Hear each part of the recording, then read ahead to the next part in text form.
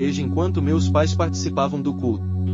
Sempre ouvi algumas histórias pontuais sobre Abraão, José, Moisés e Davi, mas certamente uma que sempre me chamou a atenção foi a de Jonas. Depois de muitos anos, já convertido, li o livro deste profeta algumas vezes a fim de me aprofundar. É interessante o quanto de ensinamentos podemos tirar de um livro de apenas 4 capítulos e aplicar em nossa vida cristã.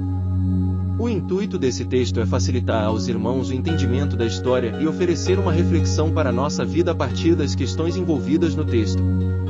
O resumo do livro de Jonas: Jonas era um profeta, alguém que conhecia o Senhor e que já era um mensageiro de Deus, no Antigo Testamento.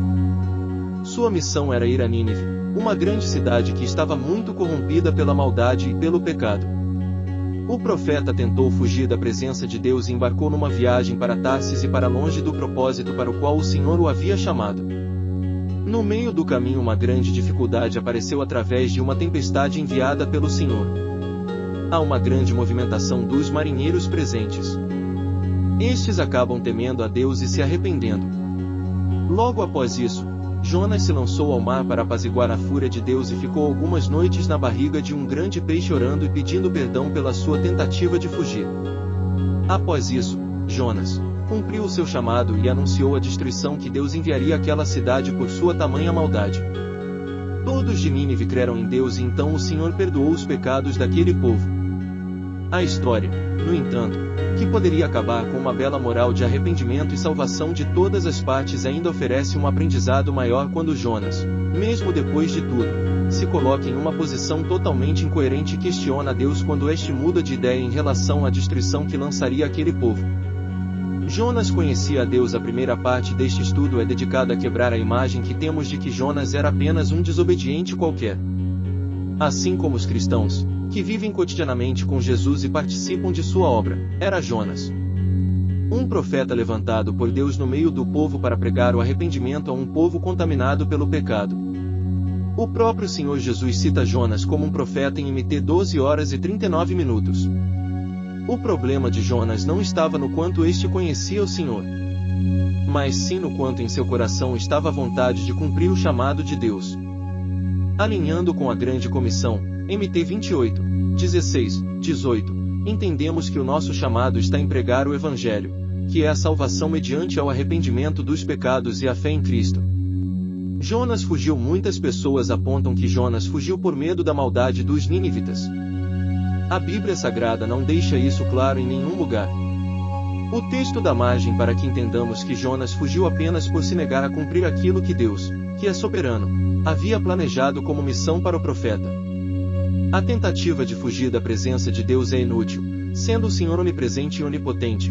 Entendemos que Ele está em todo lugar e tem poder para cumprir toda a sua vontade da maneira que lhe for mais aprazível. Muitas vezes nós, cristãos, não sabemos nos sujeitar a Deus e nos colocarmos abaixo de sua soberania. Sabemos, à luz da palavra, que a deturpação da verdade estará sempre presente e que existem falsos profetas em nosso meio. Às vezes vemos pregações muito mais centralizadas no homem do que em Cristo, e isso faz com que alimentemos a ideia de que a nossa vontade deve ser respeitada por Deus e não o contrário. Deus enviou a tempestade. A primeira coisa que muitos evangélicos tendem a pensar quando as coisas começam a ficar difíceis é que o diabo está lutando para infernizar a vida dos crentes. Temos que tomar cuidado com esse pensamento. Sabendo que estamos debaixo da autoridade e do senhorio de Jesus Cristo, podemos enxergar que às vezes o próprio Deus envia uma tempestade para evitarmos um caminho contrário à sua perfeita vontade. A palavra hebraica para o mal causado pela tempestade é Ra. Curiosamente, é a mesma palavra citada para o momento que Jonas escolhe ir na direção oposta à qual Deus lhe ordenara ir. Isso nos dá base para entender que Deus entende toda e qualquer maldade, seja dos ninivitas, seja de Jonas em não cumprir a sua vontade, como uma ofensa pessoal. Sendo todo-poderoso, Deus utilizou da tempestade para evitar que Jonas fugisse de seu propósito, e ainda fez com que vários marinheiros pagãos o temessem e também o adorassem, arrependidos de sua maldade. Após sua vontade ser cumprida, e através do momento em que Jonas é lançado ao mar, Deus tem compaixão dos marinheiros arrependidos também. Isso revela seu caráter misericordioso para com todos. Uma curiosidade quanto a esse trecho é que os marinheiros, mesmo sendo pagãos, tiveram misericórdia de Jonas e não queriam o entregar para a morte. JN 1:11-13.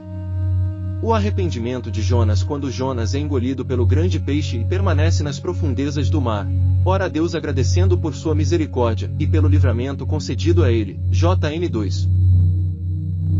Mesmo se opondo a Deus, foi-lhe concedido a graça salvadora que não permitiu que morresse nas profundezas do abismo. Jonas mostra arrependimento por ter fugido do Senhor após a grande tribulação que lhe sobreveio e se prontifica a cumprir sua vontade e pregar a destruição que viria à cidade de Nínive. Trazendo para nossa realidade, a situação é parecida quando, em meio a uma grande luta e dificuldade, nos voltamos para Deus com o coração arrependido de nossas falhas e da nossa tentativa de fugir de sua presença e ir em direção aos nossos próprios interesses. Em sua misericórdia, o Altíssimo nos perdoa e nos permite voltarmos ao caminho correto. O arrependimento de Nínive. Depois que Jonas cumpriu sua missão e da boca de Deus anunciou a destruição que viria a Nínive em resposta aos seus maus caminhos perante o Senhor, aquele povo se arrependeu.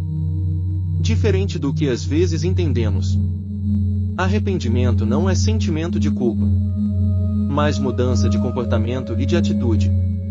O que significa que aquele povo resolveu abandonar os caminhos que lhes pareciam bons e se submeterem à soberania da perfeita vontade de Deus. Citei aqui que as coisas mais são as que ofendem ao Senhor e que tanto Jonas quanto o povo que seria alvo de destruição estavam fazendo da mesma forma. O arrependimento funciona de maneira igual. Deus não leva em consideração o tamanho da ofensa, mas sim o quanto o coração daquele que se converteu tem, de fato, a intenção de se retratar quanto a ela. Cumprindo o propósito ordenado, Jonas pregou e mais de 120.000 pessoas se converteram de seus maus caminhos. A ira de Jonas, como disse anteriormente, tudo poderia acabar com uma bela moral de arrependimento e salvação para todos os envolvidos. Não fosse a ira do profeta quando Deus desiste de destruir aquele povo por conta de seu arrependimento.